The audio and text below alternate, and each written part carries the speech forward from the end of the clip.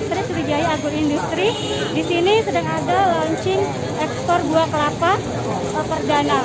Bagaimana suasananya? Yuk kita Selanjutnya kasih. pimpinan kepada yang terhormat Gubernur Sumatera Selatan.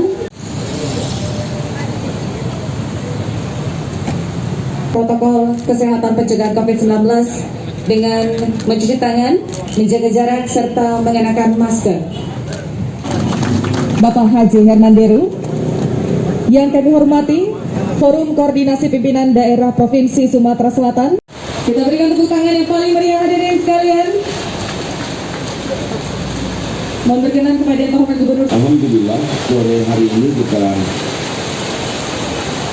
dapat mengenal lebih dekat PT SAI yang dinamakan oleh Pak Hartoni, dan pengenalan ini tentu sungguh sangat membuat kita bangga bahwa PT SAI meskipun baru berusia 1 semester sudah menunjukkan perbuatannya, perbuatan yang tidak semata-mata profit oriented, bahwa kegiatan ini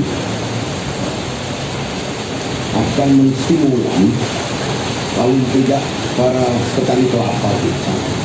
Ada harapan besar di depan mata mereka bahwa pemerintah provinsi dalam hal ini melalui kepanjangan tangan PT Sriwijaya Agroindustri yang merupakan BUMD yang baru saja dibentuk untuk dapat menjadi mitra petani.